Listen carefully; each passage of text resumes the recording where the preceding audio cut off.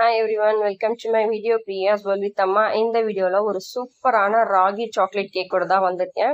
வாங்க அதை எப்படி பண்றேன்றத வீடியோல போய் பார்த்துடலாம். அதுக்கு வந்து பாத்தீங்கன்னா ஃபர்ஸ்ட் ஒரு பவுல் ஒரு கப் அளவுக்கு நான் வந்துட்டு ராகி மாவு எடுத்திருக்கேன். நம்ம எந்த கண்டெய்னர்ல வேணும்னாலும் எடுத்துக்கலாம், பட் எல்லாமே சேம் கண்டெய்னர்ல நீங்க வந்துட்டு மெஷர் பண்ணிக்கோங்க. நான் இன்னைக்கு வந்து பாத்தீங்கன்னா கப் யூஸ் பண்ணியிருக்கேன். ஒரு கப் அளவுக்கு ராகி மாவு பாக்கெட்ல கடைகள்ல கிடைக்கும்ல ரெடிமேட் மாவு அதுதான் எடுத்திருக்கேன். இது கூட வந்து பாத்தீங்கன்னா ஒரு 3ல இருந்து 4 டேபிள் ஸ்பூன் அளவுக்கு கொக்கோ பவுடர், ஒரு 3/4 டேபிள் ஸ்பூன் அளவுக்கு பேக்கிங் பவுடர். அது நான் வந்துட்டு போட்டது வந்துட்டு தெரியல, ஸோ அதனால நான் ஏரோ மார்க் போட்டு காமிச்சிருந்தேன். அண்ட் 1/4 டீஸ்பூன் அளவுக்கு பேக்கிங் சோடா, நம்ம இட்லி தோசைக்கெல்லாம் போடுவோம்ல ஆப்ப சோடா, அதுதான். அது எல்லாத்தையுமே சேர்த்து நல்லா ஜலிச்சுட்டு இந்த மாதிரி நம்ம எடுத்து வச்சுக்கலாம். ஃபர்ஸ்ட் கண்டிப்பா ஜலிச்சுட்டு தான் சேர்த்துக்கணும். நெக்ஸ்ட் இந்த ஒரு கப் அளவு மாவுக்கு வந்து பாத்தீங்கன்னா நான் 4 முட்டை எடுத்திருக்கேன். 4 முட்டையுமே வந்துட்டு ரூம் டெம்பரேச்சர்ல இருக்கணும். கண்டிப்பா வந்துட்டு கூலிங்காலாம் இருக்கக்கூடாது. இப்போ அதை வந்துட்டு ஒரு பவுல்ல சேர்த்துட்டு ஒரு 10 மினிட்ஸ்க்கு நான் நல்லா வந்துட்டு ஹை ஸ்பீட் வச்சு பீட் பண்ணி எடுத்துக்க போறேன். ஸ்பீட் வந்துட்டு கொஞ்சம் கொஞ்சமா இன்க்ரீஸ் பண்ணி ஃபைனலா ஹை ஸ்பீட்ல வச்சு பீட் பண்ணணும். எடுத்தோடனே ஹை ஸ்பீடுக்கு போகக்கூடாது. நான் ஒரு 10 மினிட்ஸ் பீட் பண்ணதுக்கு அப்புறம் பாத்தீங்கன்னா முட்டை வந்துட்டு இந்த அளவுக்கு எனக்கு பொங்கி வந்திருக்கு.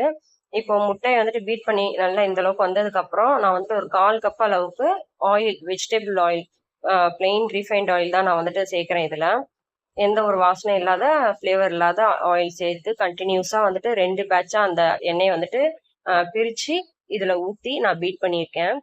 ஒரேடியா ஊத்தாம 2 பேட்சா ஊத்தணும். நெக்ஸ்ட் வந்து பாத்தீங்கன்னா ஒரு கப் அளவுக்கு நாட்டு சர்க்கரையை மிக்சியில போட்டு நல்லா ஃபைன் பவுடரா அடிச்சு எடுத்திருக்கேன். அந்த மாவு அளந்து அதே கப்ல தான் நான் நாட்டு சர்க்கரையுமே அளந்திருக்கேன். ஒரு கப் மாவுக்கு 3/4 கப் அளவு நாட்டு சர்க்கரை சேர்த்தா போதும்.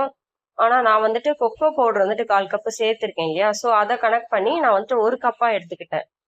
கொக்கோ பவுடர் ஆட் பண்ணல அப்படின்னா ஒரு கப் மாவுக்கு 3/4 கப் அளவுக்கு சுகர் சேர்த்தா போதும். பட் நான் கொக்கோ பவுடர் ஆட் பண்ணிருக்கிறதுனால அதையுமே சேர்த்து கனெக்ட் பண்ணி ஒரு கப்புக்கு 1 கப் அப்படின்னு நான் வந்துட்டு அளந்து எடுத்துருக்கேன். இப்போ வந்துட்டு சுகரையுமே வந்துட்டு, அதாவது ப்ரௌன் சுகருமே வந்துட்டு கண்டினியூஸா போட்டுறாம 2-3 பேட்சஸா பிரிச்சு போட்டு பீட் பண்ணணும். அப்பதான் வந்துட்டு நமக்கு வந்துட்டு நல்லா கரைஞ்சு வரும். இல்லைன்னா அங்கங்க சுகர் கட்டி கட்டியா நின்றும்.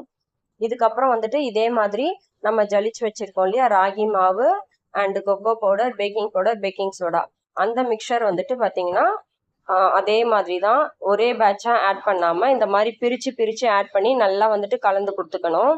கண்டிப்பா வந்து பாத்தீங்கன்னா மாவு போட்டு கலக்கும் போது பீட்டர் யூஸ் பண்ணாம நம்ம இந்த மாதிரி வந்துட்டு பொறுமையா கையிலேயே வந்துட்டு கலந்து விட்டோம் அப்படின்னம்னா தான் முட்டையுடைய அந்த ஃப்ளஃபினஸ் வந்துட்டு உடையாம அப்படியே இருக்கும்.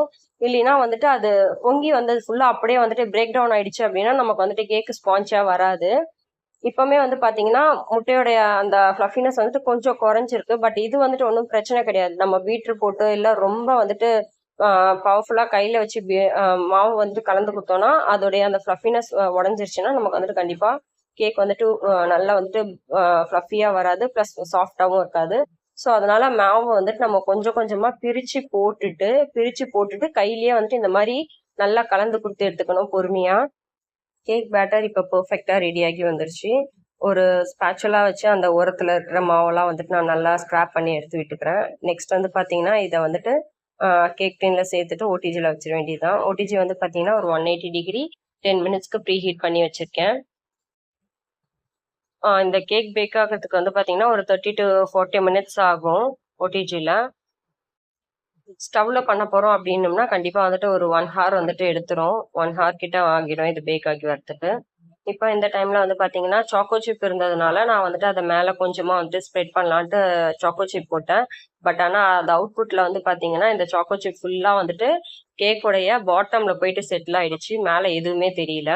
இப்ப கேக் பேக் ஆகி வந்துச்சு பாருங்க. நான் போட்ட சாக்கோ சிப் எதுவுமே வந்துட்டு மேல இல்ல.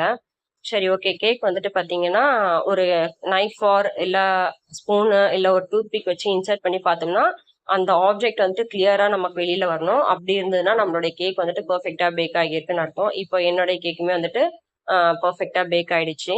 இப்போ வந்து பாத்தீங்கன்னா இதுல அந்த போட்டிருக்க அந்த பட்டர் பேப்பர் மட்டும் நான் ரிமூவ் பண்ணிக்கிறேன். கேக் வந்து பாத்தீங்கன்னா எவ்வளவு சாஃப்டா இருக்கு அப்படின்றது உங்களுக்கு நல்லாவே தெரியும்.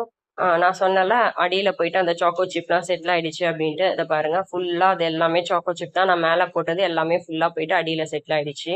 பெட்டர் என்ன பண்ணணும்னா 15 மினிட்ஸ் அது வந்துட்டு நம்ம வச்சதுக்கு அப்புறம் ஒரு 15 மினிட்ஸ் கழிச்சு பேக் ஆகிட்டு இருக்கும்போது எடுத்துட்டு மேல போட்டோம்னா அது மேலேயே இருக்கும். இப்போ வந்துட்டு இது கொஞ்ச நேரம் ஆறட்டும். ஆறுனதுக்கு அப்புறம் நம்ம பீஸ் போட்டோம்னா நல்லாவே வரும். ஒரு 1 ஹார் நான் அப்படியே விட்டுட்டேன். 1 ஹார் கழிச்சு வந்து பாத்தீங்கன்னா நான் எடுத்து பீஸ் போட்டேன். அவ்வளோ சூப்பரா இருந்துச்சு. அவ்வளோ சாஃப்டா சாப்பிட்றதுக்கு அவ்வளோ நல்லா இருந்துச்சு. நோ மைதா, நோ ஒயிட் சுகர் வச்சு இன்னைக்கு ஒரு சூப்பரான கேக், ராகி சாக்லேட் கேக் சூப்பரா வந்துட்டு அவுட்புட் வந்திருக்கு. பாருங்க நைஃப் வந்துட்டு எவ்வளோ சூப்பரா சாஃப்டா உள்ள இன்சர்ட் ஆகுது அப்படின்ட்டு.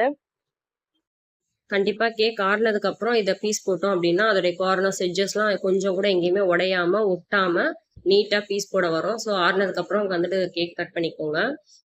கேக் வந்துட்டு பாத்தீங்கன்னா எவ்வளவு சாஃப்டா ஸ்பான்ச்சியா ஃப்ளஃபியா இருக்கு அப்படின்ட்டு.